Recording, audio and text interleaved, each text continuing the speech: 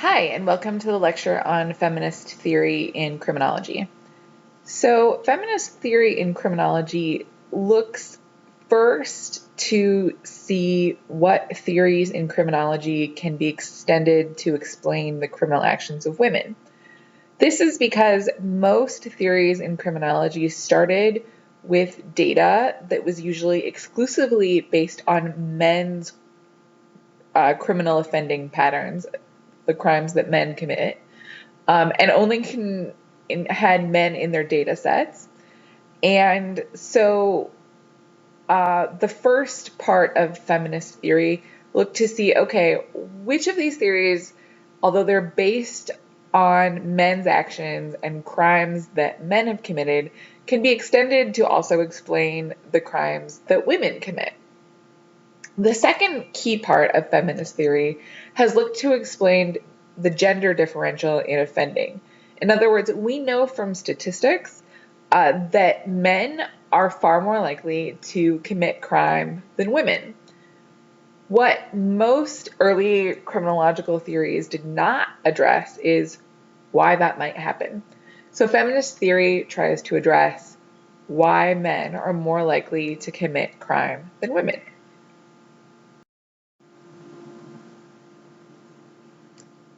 The history of feminist criminology is not all that long.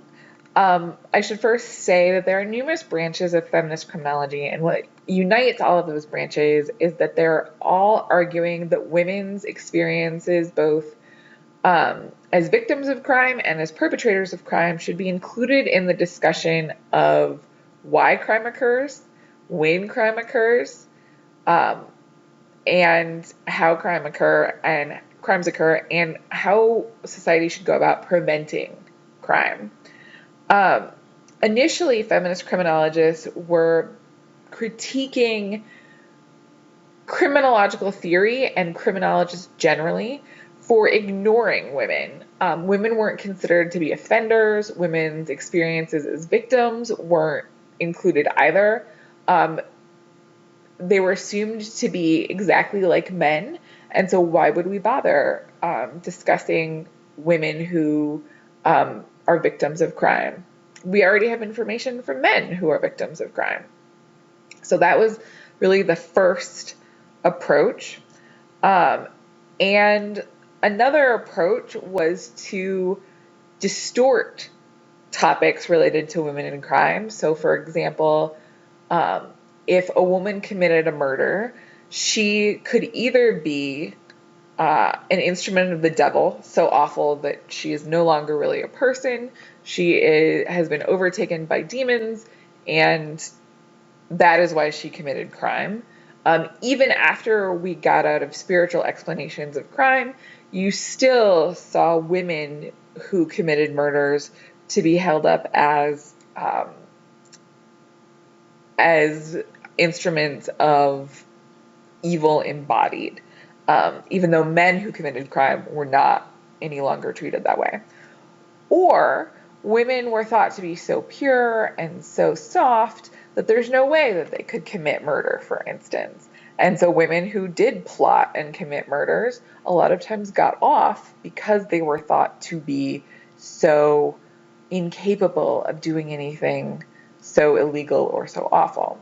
Feminist criminologists really rallied against both of these approaches and said, no, women may commit crime for different reasons than men. We should look at why men and women commit crime. But also that women weren't necessarily evil or necessarily perfect angels, and they should be treated like individuals who have committed crime, not as individuals who were overtaken by evil spirits or, on the other hand, too perfect to commit crime. Both of these approaches feminist criminologists saw as very gendered and very unfair towards women and men. Feminist criminologists also argued that criminology was ignoring socially constructed relationships between men and women that perpetuated crime. Women and men did not hold identical places in society. Both would probably argue they didn't hold ideal places in society either, but they didn't hold identical places in society, and those power relationships were also affecting why they committed crime and what types of crime they committed. So, for example, we know a lot of times when women steal, they do so because they are trying to feed their families. Women are more likely to steal items that are used to either feed their families or care for their families. So, like infant formula is one of the things that women are most likely to steal. Diapers are another thing that women are very likely to steal. Whereas the things that men are likely to steal are not centered around their families. And that for reasons like women are less likely to earn as much money as men do, contribute to why women steal, contribute to why women commit crime. So if you ignore pay differentials and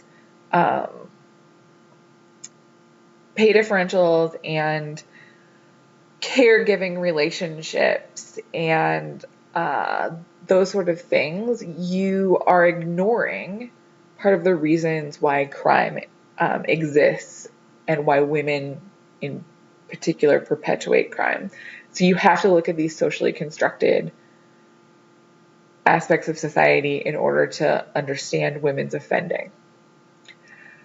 If we want to talk about a couple of the first feminist criminologists, there was Frida Adler, and there was also Rita James Simon.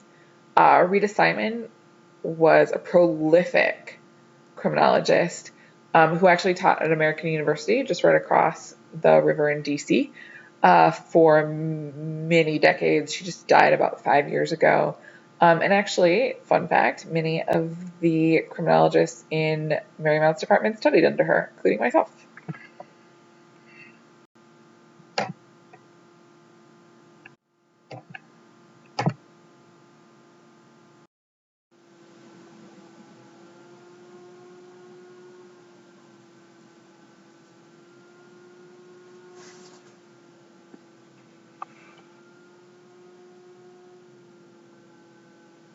At first, many feminist writings in criminology could be described as part of traditional criminology itself, because they filled gaps and corrected distortions of the past. As such, they were part of what many term liberal feminism. Later, several strands of critical feminism arose that directly challenged the social structures within which liberal feminism operated. These structures looked at much more fundamental questions of how women had come to occupy subservient roles in society and how societies themselves might be transformed. The first such strand was known as radical feminism, and its central concept was that of patriarchy, usually a concept that sociologists used to describe social relationships under feudalism, whereas men dominated women in the family and in personal situations.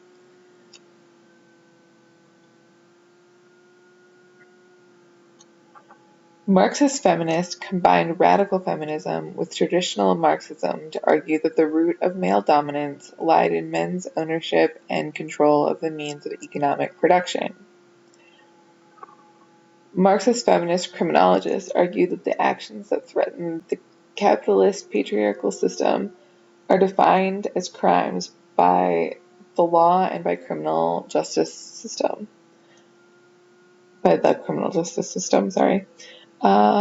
Thus, women's actions that threaten male economic dominance are defined as property crimes, and women's actions that threaten male control over women's bodies and sexuality were defined as sexual offenses. Finally, socialist feminists retained the focus on social roles and economic production, but they moved away from a rigid Marxist framework. Instead, they argued that natural reproductive differences between the sexes was what underlie male-female relationships.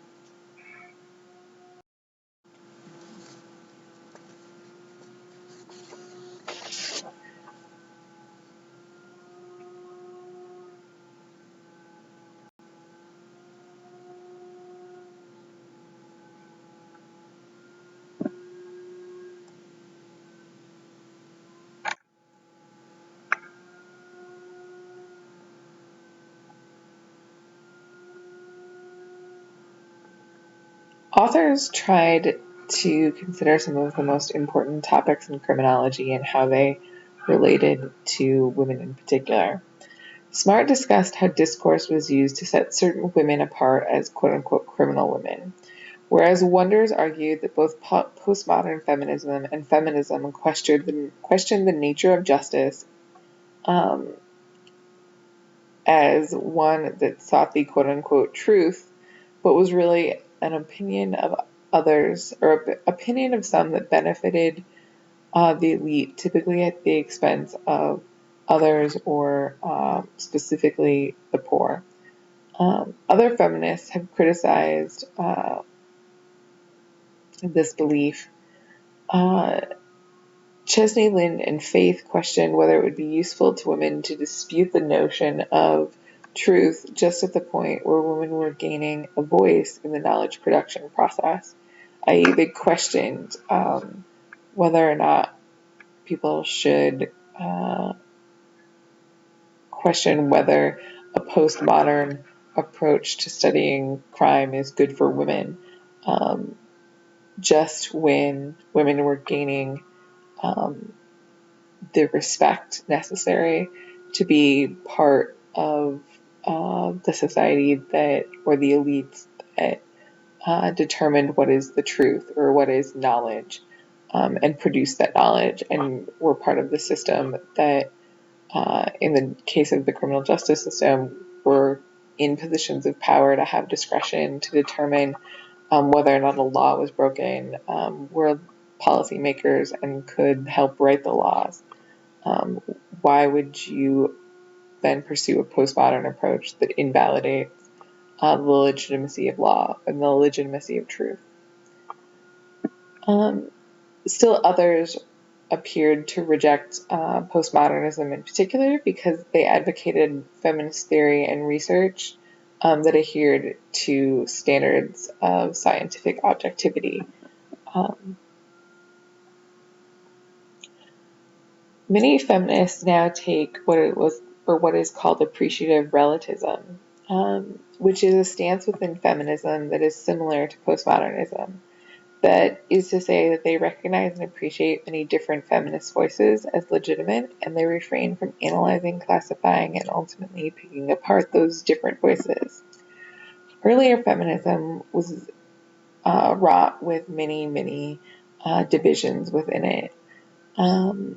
It was dominated by middle-class European American women, and it tended to consequently ignore the different experiences of, for instance, African American women.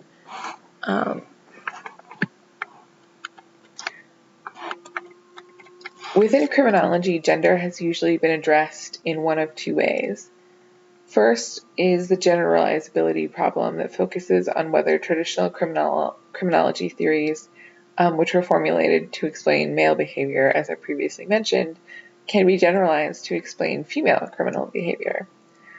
The second focus is the gender ratio problem on explaining why women commit far less crimes, or far fewer crimes, than men.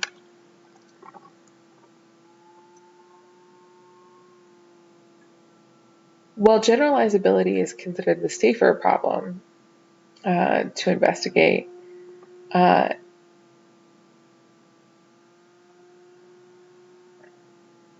the problem that has been of more interest is the second one, the gender ratio problem, or explaining why men commit more crimes than women.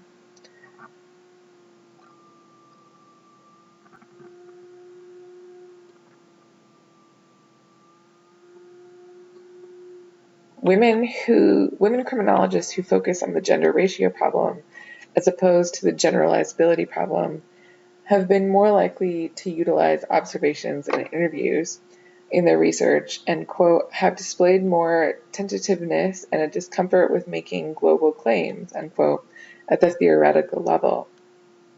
In contrast, the male criminologists who address the gender ratio problem have been bolder in making grand theoretical claims and have tended to do empirical research or that has involved statistical analysis. The problem for women criminologists is that global and grand theoretical arguments are the ones that the profession values most, and the profession also values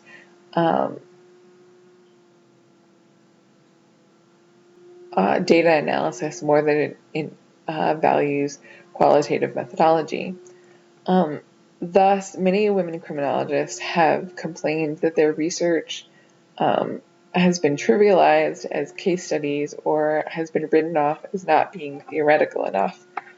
It also means that if that happens, these voices are forced out of academia and forced out of writing and publishing and researching.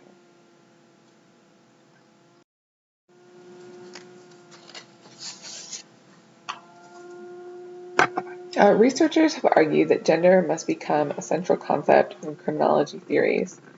Social class has been the main concept in most criminology theories throughout the existence of the profession, yet many criminologists argue that there's no relationship between class and crime, and we've been testing this for several decades on many different populations in many different countries, and we have found very few relationships between class and crime. In contrast, the relationship between gender and crime is very strong and undeniable. So there's the argument that criminologists have to theorize gender in their theories of crime. Their theories of crime must explain why men are more likely to commit crime in order for these theories to be valid. It also means that both men and women's experiences as offenders and victims, as well as their divergent treatment in the criminal justice system, can only be fully understood in the context of the sex-gender system that exists within societies. Feminist criminology has raised a wide number of issues that are related to women as offenders, women as victims, women's experiences within the criminal justice system, and all of these issues have implications for the existing criminological knowledge about men, too. However, most of the rest of this lecture is going to consider the gender ratio problem. For most of the 20th century, explanations of the gender ratio problem has focused on why women's crime rates are so low. But that approach assumes that male crime rates are the norms, and it attempts to explain why women's crime rates are so different from that norm. The opposite question, why are men's crime rates so high, is also a valid one and is also valid.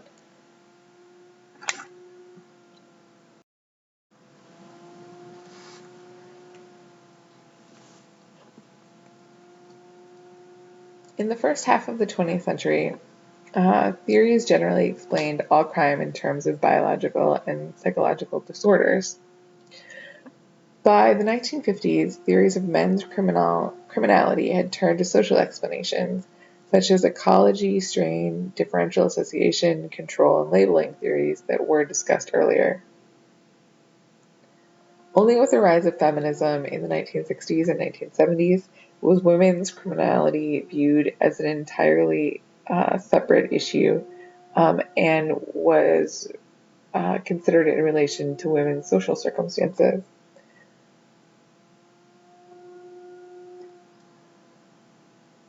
When we started studying women in crime, we started to think of many different perspectives on why women and men's crime rates differed.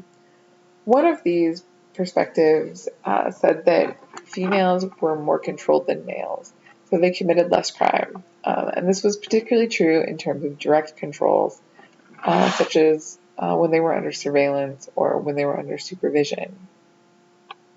An alternate perspective was that females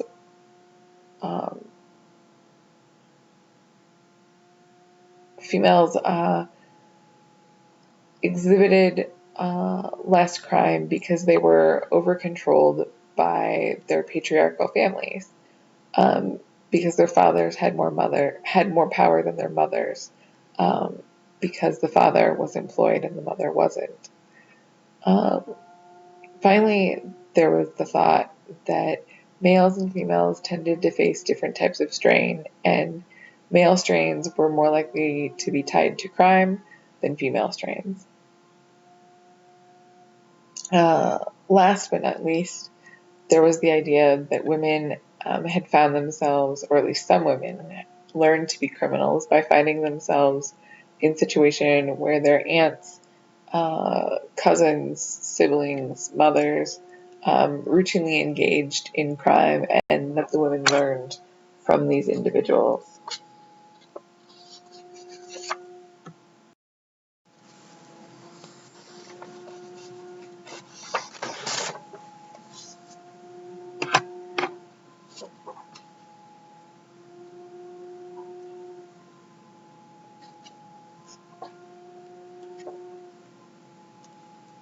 Some feminists looked at female criminality in the context of doing gender, an approach to gender that assumed that female gender roles was something that had to be accomplished given the social circumstances of a certain place. This is also to note that female gender roles can be dysfunctional in certain ways, but that the greater problem lies in overconformity to roles in sexist societies.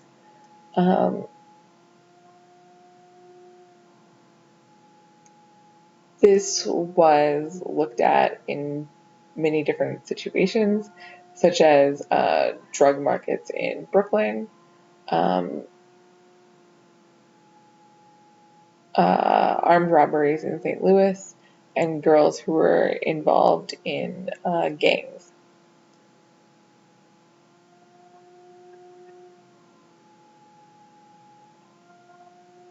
Many have noted that women's, or the focus on of feminist criminologists has meant that the profession has changed so that it's not just, oh, women are so different than men, or women's crime rates are less, but has meant that men's gender has to be acknowledged by the profession, and that male behavior is no longer just the norm.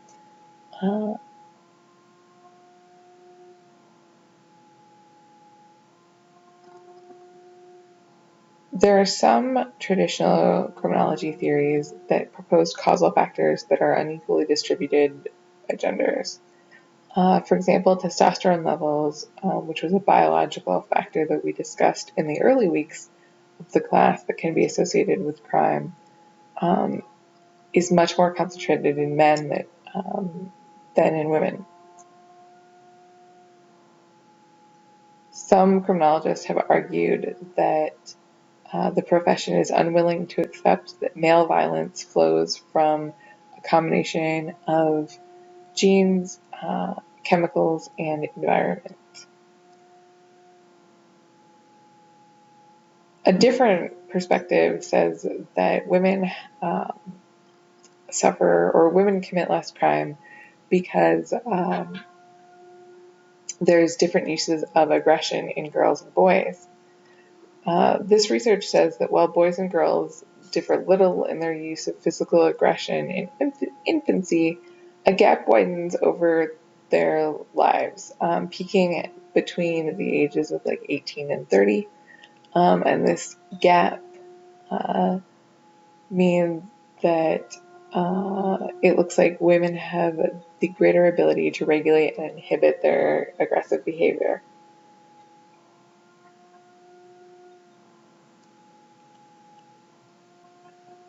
Finally, Gottfredson and Hirsch's theory says that boys may be allowed to have lower self-control mechanisms than girls, and thus girls are more likely to have high self-control and stable personalities in adolescence and adulthood.